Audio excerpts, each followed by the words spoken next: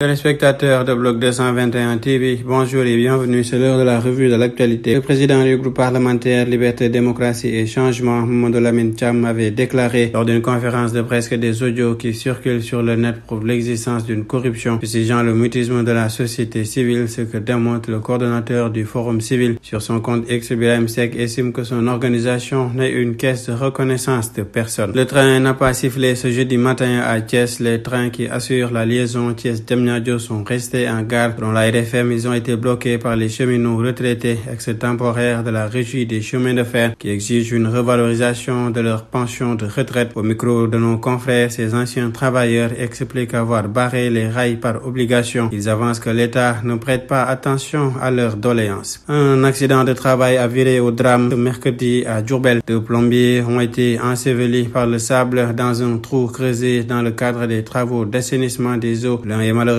décédé alors que le second blessé a été évacué à l'hôpital. Les faits se sont déroulés au quartier Médinatoul. Informé, le commissaire central Mor Ngom a dépêché ses hommes sur les lieux de l'accident pour procéder au constat. L'entreprise Ecotra avait gagné le marché d'assainissement et c'est sous son sous-traitant, la 7 Sénégal, qui avait engagé les deux plombiers aux fins de vérification à l'issue de la fouille mécanique. S'en est suivi un éboulement qui a enseveli les deux travailleurs. Le commissariat central de Diourbel a ouvert une enquête en attendant les résultats de l'autopsie. En pleine période de Ramadan, le sucre est introuvable au marché central de Kaolack. Sur les zones de RFM, des ménagères ont confirmé la pénurie et interpellent dans la foulée les autorités. Sur l'international, accompagné d'une responsable du Pentagone et du commandant en chef de l'Africom au Niger, le commandement militaire américain pour l'Afrique modifie a prolongé son séjour d'une journée, espérant que le rendez-vous pourrait se concrétiser ce jeudi, mais en vain. Les responsables américains ont toutefois été reçus à la primature à 2 reprises depuis mardi. Selon le département d'État américain, l'objectif de la visite était de poursuivre les discussions avec les nouvelles autorités, d'évoquer le partenariat dans les domaines de la sécurité et du développement. Les États-Unis, qui ont suspendu leur coopération avec le Niger après le 26 juillet, ont encore un millier de soldats et une base de drones à Agadez. Rappel, depuis le coup d'État, le Niger, en plus de se rapprocher de nouveaux partenaires comme la Russie, a par ailleurs décidé de quitter la CEDEAO comme le Mali et le Burkina Faso, ses partenaires de l'Alliance des États du Sahel. Au Soudan, l'armée continue d'avancer et de reprendre du terrain dans Khartoum. Mardi, les forces armées se sont emparées du bâtiment de la radio-télévision nationale qui se trouvait aux mains des forces de soutien rapide à Omdurman. Le jeudi, les forces armées ont annoncé avoir saisi un carrefour stratégique de cette ville jumelle de la capitale. Selon un observateur, il resterait encore quelques proches tenus par les paramilitaires, mais la ville d'Omdurman est désormais aux mains de l'armée. Le général Al-Burhan, commandant des forces armées, s'est d'ailleurs rendu ce jour à Omdurman pour féliciter ses troupes de leur avancée. Si cette prise de contrôle se confirme, ce serait un coup dur pour les paramilitaires du général Hemeti, car ils avaient installé plusieurs bases militaires et faisaient transiter tout leur ravitaillement par cette zone. Si la Russie gagne cette guerre, la crédibilité de l'Europe sera réduite à zéro. Ces propos sont du président français Emmanuel Macron lors d'une interview télévisée sur les chaînes France 2 et TF1. La guerre en Ukraine est existentielle pour l'Europe et pour la France, a-t-il insisté, tout en assurant que jamais la France ne mènera d'offensive et jamais elle ne prendra l'initiative. En sport, la guerre est déclarée entre la Salernitana et Boulaïdja. Écarté jusqu'à nouvel ordre suite à son refus d'entrer en jeu contre l'Udinese, c'est un partout le 2 mars dernier. L'attaquant s'entraîne à part et ne devrait plus rejouer avec la lanterne rouge de Serie A. Et le club italien a attaqué aussi son joueur en justice. La formation basée en Campanie estime que le comportement de l'international sénégalais a contraint la direction à l'exclure de l'équipe première, ce qui entraînera une dévaluation de son prix et un manque à gagner important sur un futur transfert l'été prochain. C'était tout, mesdames et messieurs. Nous vous donnons rendez-vous dans un autre numéro. D'ici là, restez avec nos programmes. Bloc 221 TV.